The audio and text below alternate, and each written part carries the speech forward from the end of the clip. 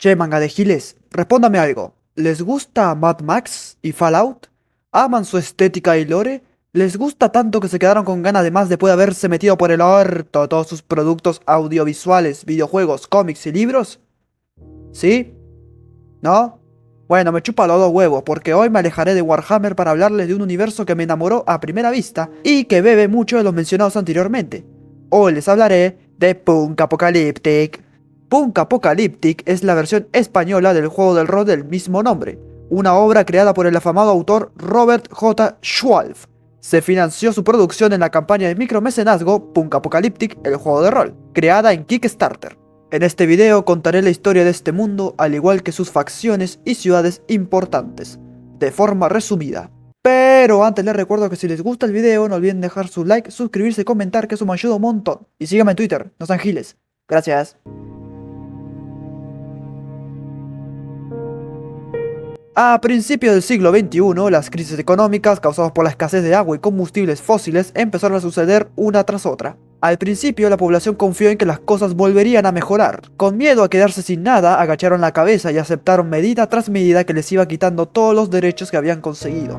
Llegó un momento en que el descontento general fue tal que estalló la rebelión. Primero eran una minoría, pero en poco tiempo millones de ciudadanos de todo el mundo salieron a las calles, ya sin nada que perder, y tomaron como objetivo todos los poderes políticos y económicos, que hasta ese momento se creían intocables. Hubo guerra, matanzas, anarquía, el mundo se estaba haciendo bosta. Las grandes corporaciones, los gobiernos y la clase alta, al ver que no podían permitirse años para llegar a acuerdos, crearon un consejo que los encabezara y tuviera la facultad de tomar decisiones inmediatas. Lo llamaron la Brújula. Este grupo decidió que el problema no era el sistema, sino que había demasiada gente en el sistema. De esta manera pasaron a hacer algo totalmente nuevo para que su status quo siguiera manteniéndose: el proyecto Babylon. Así se planeó la creación de las megalópolis, enormes ciudades amuralladas autosuficientes, donde solo tendría cabida la gente adecuada. Había que reconstruir la realidad, pero dando un paso más allá, haciéndola a su imagen y semejanza. Un 5% de la población, la suficiente para mantener las perfectas sociedades de economía y consumo, llenas de lujo, agua pura y comida. En el exterior había que dejar al resto de la población, a los que ellos consideraban un lastre. En total se planeó la construcción de más de una veintena de estas megaciudades, repartidas por todo el globo terráqueo. Sin embargo, mantener en secreto la construcción de semejantes ciudades era imposible. Así que el proyecto Babylon se presentó como un nuevo amanecer para el mundo, un lugar donde se partiría de cero en una sociedad más equilibrada, donde cada persona contaría. Y el plan funcionó. La gente, al estar en la mierda absoluta, deseaba con todas sus fuerzas tener algo en que creer. La propaganda funcionó a la perfección, se alcanzó una paz global y millones de personas aceptaron trabajar en el alzamiento de estas ciudades. El mensaje era que estas megalópolis serían las primeras de muchas que poblarían la Tierra. Y entonces, cuando estuvieron finalizadas, la auténtica realidad se mostró. No habría más ciudades. Este sería el Edén de unos pocos. Oh sorpresa, la gente se rebeló y se levantó en armas inmediatamente. Las luchas por las megalópolis fueron feroces. No era fácil construir el paraíso y decir a la mayoría de gente que debían quedarse en el infierno. Pero la Brújula había planeado todo a la perfección, y se había preparado táctica y armamentísticamente. Actuó sin ninguna compasión. Aquel que no aceptara vivir en el exterior moriría. No dudaron en usar todas las armas que tenían, ya fueran nucleares, químicas o electromagnéticas. El mundo exterior, fuera de las megaciudades, pasó a ser un lugar inhóspito, un enorme campo de batalla, mientras que las megalópolis quedaron selladas. Por si toda la guerra no hubiera sido suficiente castigo, los siguientes años sufrieron un terrible invierno nuclear, seguido de un calentamiento global acelerado por todo lo sucedido. Todo excepto las megalópolis, que estaban perfectamente preparadas para estos inconvenientes, se convirtió en un yermo, con las antiguas ciudades totalmente destruidas, los bosques y praderas desaparecidos, los ríos convertidos en eriales. La población que allí vivía quedó diezmada hasta llegar a menos de un 1% de lo que había poblado la Tierra. Para asegurar aún más las grandes ciudades, minas, torretas automatizadas y todo lo que la tecnología permitía, mantenían alejado a cualquiera que tuviera el valor de acercarse a menos de 100 kilómetros. El mundo exterior, ahora hogar de los despojos de la sociedad ideal, se convirtió en el páramo.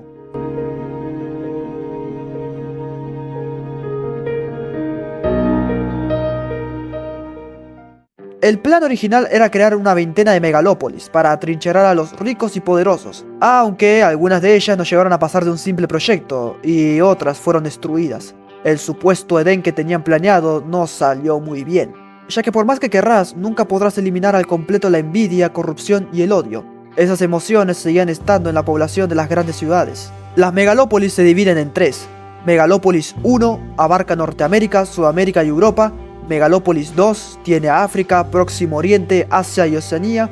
Y Megalópolis 3, la cual es la más misteriosa, ya que se desconoce su ubicación y se cree que es la base de extraterrestres. Sí. En la actualidad, el mundo exterior es un lugar peligroso y letal. Un enorme y casi desértico yermo infinito salpicado por los restos del mundo de antaño. Allí las enfermedades y la contaminación aún están muy presentes, y las luchas por los escasos recursos ha convertido a sus habitantes en gente dura, que no duda en utilizar la fuerza para conseguir lo que necesita.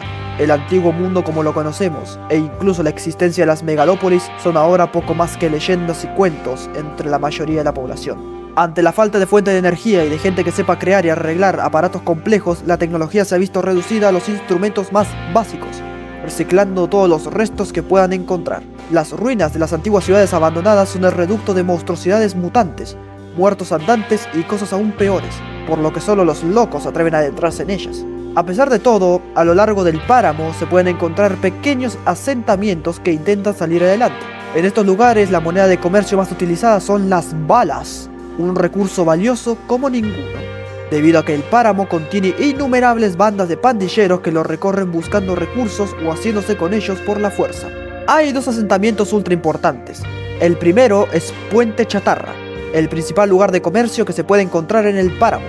Es un territorio neutral, un lugar para comerciar, conseguir información o evadirse sin que haya que estar pendiente de quién te puede atacar. Acá la violencia está prohibida y son las propias facciones quienes se encargan de que nada se salga de control, castigando duramente a sus propios miembros si rompen las normas. Todos saben que Puente Chatarra es un lugar necesario, un lugar donde abastecerse y comerciar, e incluso los mutantes pueden venir acá y tratar con el resto de facciones. Más de 1000 almas consideran Puente Chatarra su hogar. El segundo asentamiento es Mercadome. En los tiempos del mundo de antaño, el presidente Trump Beta, un clon con ciertas taras de Donald Trump, decidió construir el centro comercial más grande del mundo, casi como una pequeña ciudad. Para su construcción se creó una enorme presa, pero cuya pared, en lugar de cemento, estaba hecha de vidrio. Esta pared transparente formaba parte del centro comercial. Después de la creación de las megalópolis y el abandono del mundo exterior, el lugar fue deteriorándose y llenándose de bestias mutantes y demás criaturas. El riesgo de habitar este lugar era demasiado grande, hasta hace unas decenas de años. Un grupo de gente consiguieron ocupar una pequeña zona del lugar y lo más importante, llegaron a restaurar parte de la energía que provee la presa. El lugar fue conocido como Mercadome y una vez que se extendió la voz, cada vez más habitantes del páramo fueron a vivir a ese lugar, hasta convertirse en el poderoso asentamiento que es actualmente.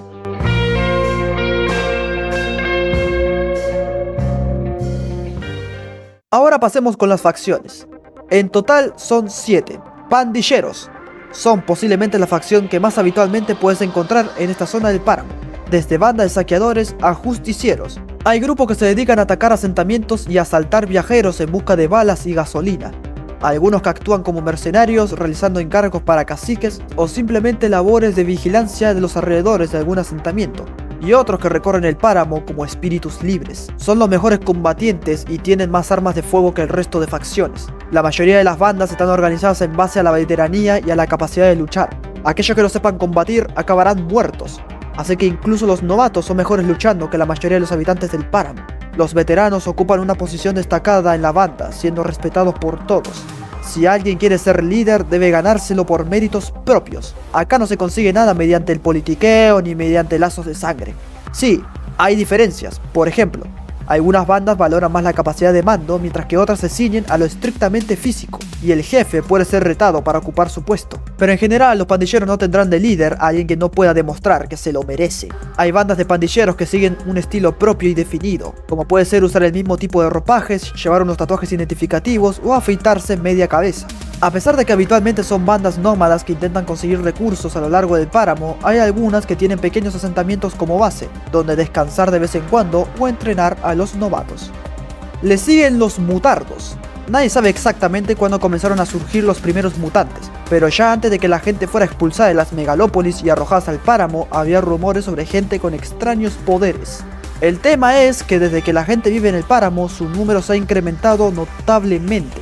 Los mutantes no suelen ser demasiado populares por las zonas de Puente Chatarra, pasando de la aceptación a mala gana en algunos asentamientos a ser objeto de cacerías en otros. De hecho, han pasado a ser llamados por todos mutardos, un nombre despectivo que viene de la unión de las palabras mutante y bastardo.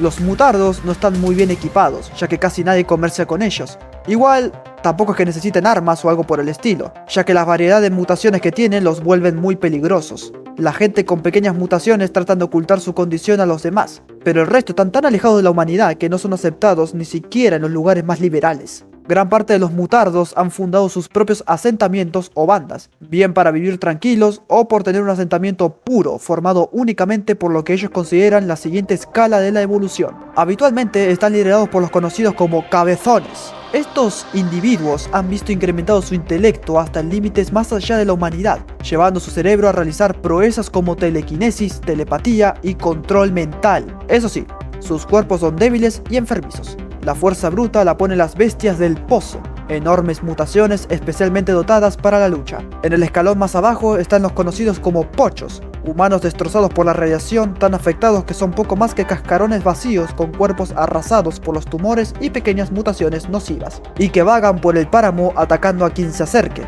excepto a otros mutardos. También tienen mascotas de forma ligeramente similar a lo de un perro, conocidas como perromorfos. Siguiente, los chatarreros, también llamados carroñeros. Se dedican a encontrar herramientas, armas, vehículos, entre otras cosas. Buscan entre los restos de las ciudades los despojos de las megalópolis, lo que sea que se pueda vender o intercambiar en algún asentamiento. Son expertos en reparar máquinas, aunque muchas veces terminan creando aparatos complejos para resolver tareas sencillas. Posiblemente son la facción que más libremente puede moverse por las zonas del páramo, cerca de Puente Chatarra y Mercadome, ya que todo el mundo está interesado en comerciar con ellos para hacerse con materiales. Si bien no son los mejores combatiendo, disponen de ingenio y aparatos con los que defenderse de los que intentan robarles, y además saben moverse por lugares peligrosos como nadie. Los chatarreros son bastante excéntricos, vestidos con todo tipo de trajes e instrumentos que han ido recuperando. Cuantos más antiguos, mejor. Entre sus miembros no suele haber ninguna organización particular. Cada individuo del grupo está especializado en una función concreta. Desde exploradores capaces de meterse por cualquier lugar sin ser detectados, a alquimistas que preparan todo tipo de compuestos, pasando por inventores con las ideas más locas. No hay ni jefes ni nadie que organice las cosas. Como mucho se decide todo en asambleas donde todo el mundo tiene voz. Suelen estar siempre en movimiento, habitualmente en caravanas buscando nuevos lugares donde conseguir materiales y parando los asentamientos para comerciar con lo que consiguen. Normalmente son considerados bichos raros, pero necesarios. En la zona de Puente Chatarra casi todos los chatarreros están ligados a Samantia, el único lugar al que podrían llamar hogar. Pasemos a los hijos de la sangre negra, el culto más famoso en la zona de Puente Chatarra, una congregación que conserva un pozo petrolífero en perfecto estado, en un asentamiento fuertemente blindado.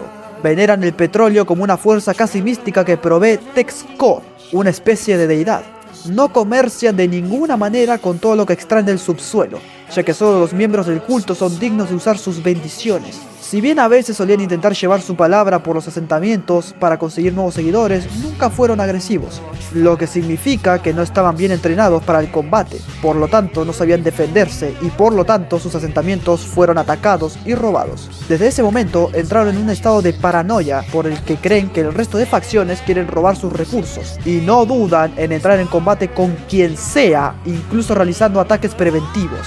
Y por si fuera poco, son bien capaces de usar máquinas que funcionan con combustible, cosa que las demás facciones ni sueñan con tener. Los hijos de la sangre negra siguen una estricta jerarquía religiosa. Al mando está un sumo sacerdote, que controla todo desde su refinería. Por debajo están los guardianes de la llama, que inspiran con su presencia a los guerreros del culto, y llevan la palabra de Texcor allá donde van. Los ascuas son hermanos entrenados en el combate para luchar contra los enemigos de la sangre negra, armados con lanzallamas o motosierras. Las chispas son exploradores montados sobre motocicletas, pueden avanzar rápidamente por el páramo. Las cenizas son la base del culto, se encargan de las tareas más básicas y van al combate cuando es necesario. Los quemados son un caso aparte, fanáticos absolutos que no dudan en dar su vida por la sangre negra. Continuemos con el B-Rage. No se sabe a ciencia cierta quién lo fundó, pero algo está claro.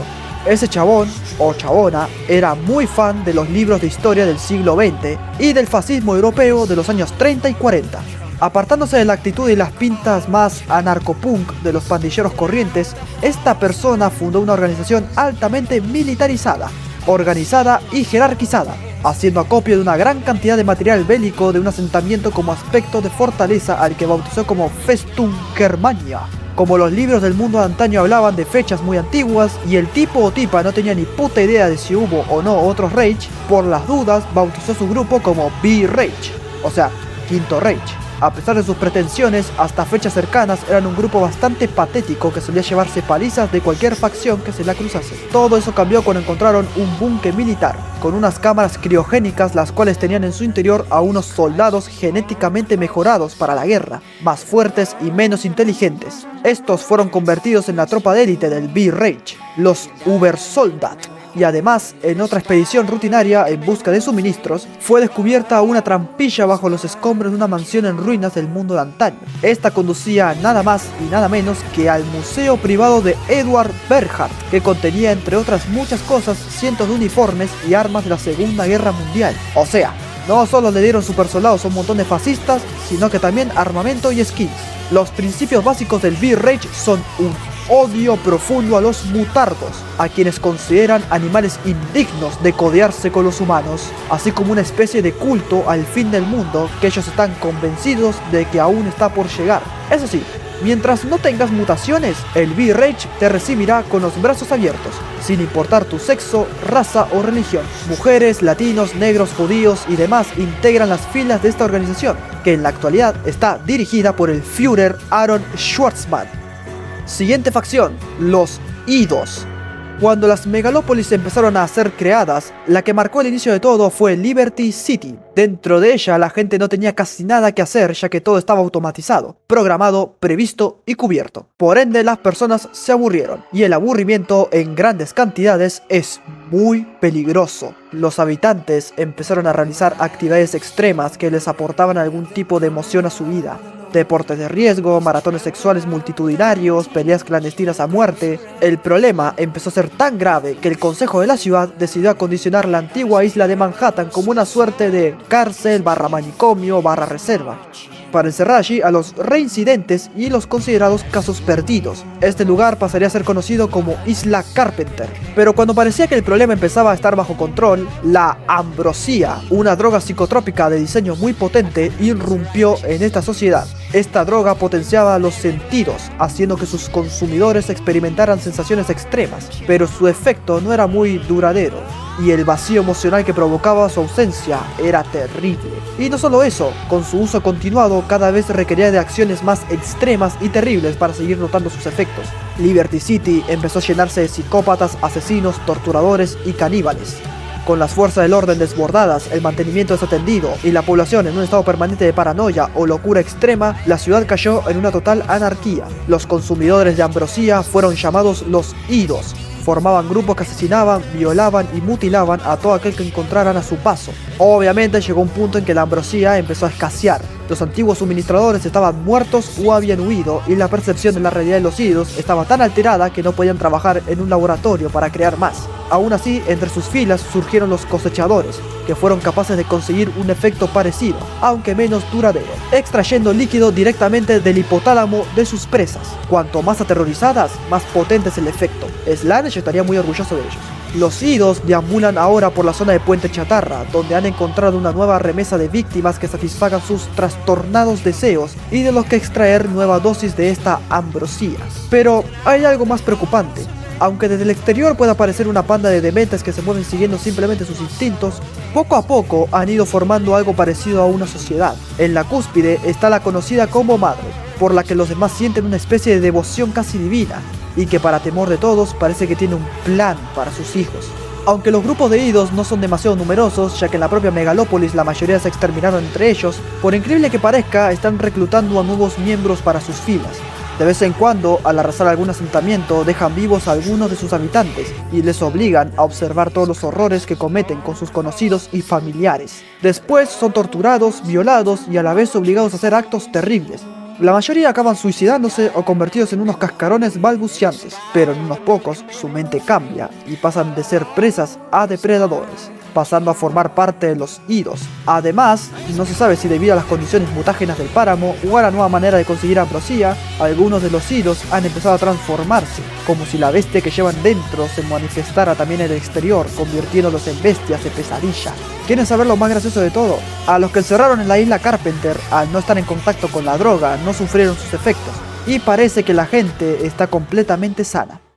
Y por último, los Irradiados. Son una de las facciones más extrañas y aisladas y menos numerosas del páramo. Su origen se remonta a los tiempos de las antiguas naciones se enfrentaban entre sí. En esta carrera para crear artefactos que permitiesen erradicar a sus enemigos, eran necesarios laboratorios y fábricas en los que diseñar y experimentar con nuevas formas de destrucción masiva. La mayor parte de estas instalaciones situadas en ubicaciones secretas sucumbieron, como todo lo demás, en la gran limpieza que se desencadenó tras la creación de las megalópolis. Pero una de ellas, conocida como Aurora, sobrevivió a esta catástrofe cuando quedó herméticamente sellada. Durante generaciones, sus pobladores originales subsistieron, aislados del resto del mundo y de los acontecimientos que sucedieron después, gracias a los sistemas autosuficientes de la base. Sus habitantes terminaron por convencerse de que eran los únicos pobladores del mundo, del que disfrutarían por derecho propio en el momento adecuado. En torno a estas ideas, los habitantes de la base crearon una sociedad sofocrática, en la que un consejo formado por los más sabios dictaba las normas de la comunidad. Pero con el paso de los años se terminó por reforzar esta concepción egocéntrica, que tomó tintes pseudo-religiosos mezclando algunas de las religiones del mundo de antaño.